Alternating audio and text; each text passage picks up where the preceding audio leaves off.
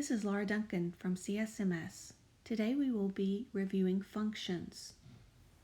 When we're looking at functions, remember that domain is associated with the x value and range is associated with the y value. You'll identify the endpoints. If it's an open circle, then you'll use less than or greater than. But if it's a closed circle, you'll use less than or equal to or greater than or equal to. Some good test-taking strategies are eliminate wrong variable answer choices. So if you know you're looking for a domain, then you can eliminate all the range choices. Also, eliminate wrong endpoint value answer choices.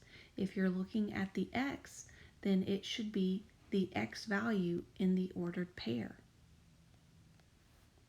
And then, of course, you can check a point to make sure that it makes the statement true.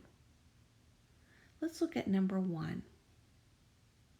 Notice there is one endpoint and then it goes on infinitely in one direction. First, let's notice all the endpoints. So this endpoint is the point 6, -8. Remember that the 6 is associated with the x and the -8 is associated with the y. So what are the domain and range of this function? So the domain is the x. We should see a 6. Since we see all x's, we can't eliminate letter choices. However, we can eliminate the -8 because that one is associated with the y. So now is x greater than or equal to 6 or less than or equal to 6? So let's go back to the graph. If we're looking just at the x values, this is a closed circle and all the values are going to the left. So that means that it is less than or equal to 6. If you wanted to check a point, if we check the point x is equal to 8, well, x is equal to 8 over here. And you can see that the function does not go that way. And that would be a good check for you. On range, we're looking at y's. We can't eliminate any letter choices, but we can look at the numbers and eliminate 6 as our answer choice. So let's take this over to the y-axis. It's a closed circle. Now the function you can see goes up instead of down. So y is greater than or equal to -8. So that would be answer J. Let's look at number 2. Here we have a parabola. Please start with the points. Let's look at this point. This is a closed point. It is the point -3, -4. Then let's look at this open circle right here. That point is 2, 5. And then lastly, we have -8, +5. Now we're looking at the domain. We're looking at the left bound and right bound. So first, let's look at all the x values when we're looking at domain. When we're looking at the domain, which is the leftmost value? So -8 is the leftmost value. So that means we can eliminate B and A as our answer choices. Our rightmost value is 2. So 8 is between -8 and 2. Well, we have to look now at the symbols. Are they open circles or closed circles? Going back to the first point, -8 is an open circle, and 2 is also an open circle. So that means C will be our final answer. Now let's look at the range. With the range, we're looking at the uppermost bound and the lowermost bound, going from lowest to the highest. So we're going to start with the lowest, the least. And looking at the y, the least value is -4. And we go up to the highest value of 5. Both of those are 5. So it goes from -4 to 5. So we can eliminate those as answer choices. Looking at our circles, -4 is associated with a closed circle here. So that means it's going to have a less than or equal to. 5 is associated with an open circle. So that means F will be our final answer. Let's turn our attention to number 3. For number 3, we have a quadratic function here, and they're asking us for the domain and range again. Let's look at the endpoints. Notice here we have arrows, which means it goes on forever and ever. But this endpoint would be the point -4, 7. So let's note that point. When we're looking at the domain, remember that it's associated with the x value. Let's look from side to side. When we have these arrows, this parabola starts off at the top, at the vertex, and then it keeps on getting wider and wider and wider. This arrow shows that it's going to keep on going further and further to the left. Also, it will continue going further and further to the right, spreading out to infinity. So we have no left bound and we have no right bound, which means that the parabola will include all real numbers for the domain. For some of you, you really liked to use the other way of writing this. So remember when we looked at the left bound went to -infinity, and the right bound went to infinity. So if that works better for your brain, remember that -infinity to infinity would be all real numbers. Now let's look at the range. So again, we're talking about range, and we're looking from the lower bound to the upper bound. Because these go infinite and infinitely down, that means there is no lower bound. It is -infinity. So that would be the lower bound. Well, what's the upper bound? So we go up to the topmost point, and that's the vertex. It's a max.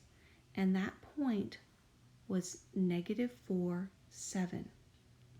So remember that we are looking at the y value.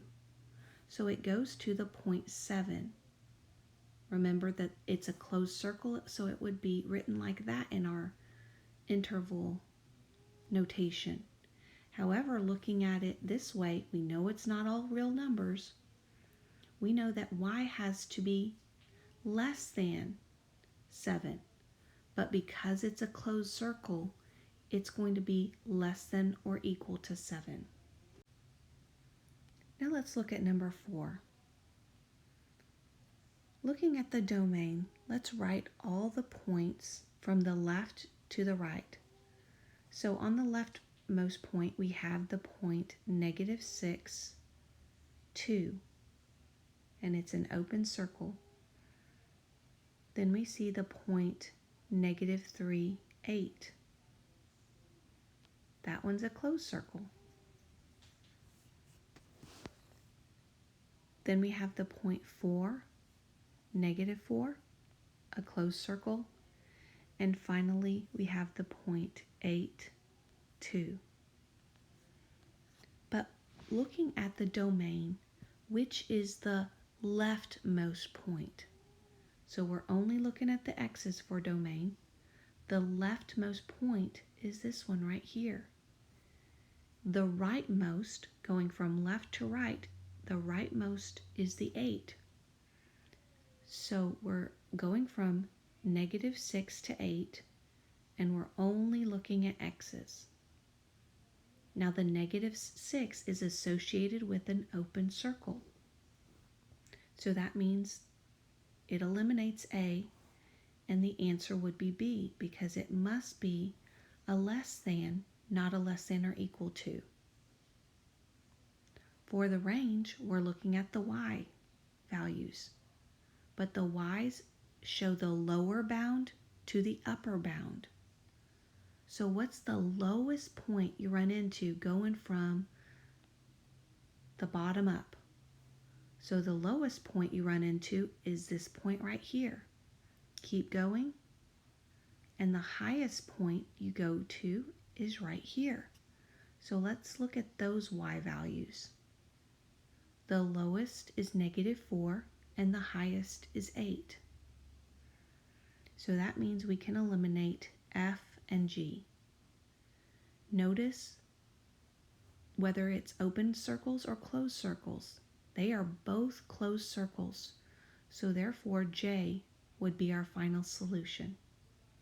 On the back page, we're comparing and contrasting the linear parent function and the quadratic parent function. You are bound to be asked on the EOC about the linear parent function and the quadratic parent function. Sometimes they couch it in such language that you have to be sure you know what you're doing. So let's start with the equation of a linear parent function. Remember, we usually use y equals mx plus b. But with the linear parent function, the slope is up 1 over 1. So that means the coefficient in front of the x is 1. And there is no b other than 0. So the linear parent function is y equals x. So the slope is 1. Be sure not to write 1x. The slope is not 1x. The slope is 1 because you go up 1 and over 1. The b is the point 0, 0. So now let's look at the domain. The domain going from left to right is all real numbers. The range is the lower bound to the upper bound. Because of these arrows, it is also all real numbers. However, there's a little bit of difference there for the quadratic parent function. First of all, the equation will be y equals x squared. The a is the coefficient in front of the x, and it has an understood 1. And the vertex is oriented around the origin, 0, 0. There's also an axis of symmetry that always goes through the vertex. Since the axis of symmetry goes through the vertex and it's a vertical line, it will be a vux, meaning a vertical line with an undefined slope, and it's going to be an x equals equation. So x equals 0. The x variable in your vertex is also the same as in the axis of symmetry. But remember, this is the equation of a line, so it must be x equals 0. Now let's look at the domain. The domain is the x value going from the left bound to the right bound. So as we look from the left, we see that we have an arrow here, which means it will go on forever and ever towards the left and get wider and wider. On the right bound, we see we have another arrow. So therefore, the domain will be all real numbers. The range is slightly different though. The range is from the lower bound to the upper bound. So we see the vertex here is the lowest point. It's a minimum. And then the upper bound will be infinity. That means the range So we could describe the range as 0 to infinity, or the other notation would be y is greater than or equal to 0. Finally, let's look at some review questions. A rectangle has a length of 2x plus 1 and the width of 5x minus 4. Which expression, that means no equal sign, best describes the area of the rectangle? Well, remember, area is equal to base times height,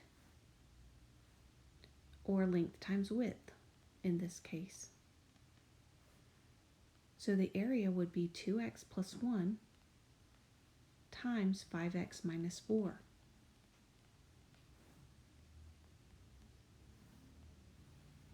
The methods for doing this would be the box method or FOIL. Either method is good. Please pause the video here and use your preferred method. Whichever method you use should conclude with letter H as your final answer. Let's look at number 7. Simplify the expression. So to simplify the expression, we must use PEMDAS, but we cannot do the parentheses. So in that case, we must use the distributive property. So when we do that, we'd have 6 minus 15x minus 6 minus 10x. Then you'll look for the like terms. Since the x's are usually first, let's look at those first. Signs are the same, so we'll add and keep the sign. That would be negative 25x. Then we'll simplify the numbers. Those would cancel out. And so our final answer would be letter F. This concludes your lesson.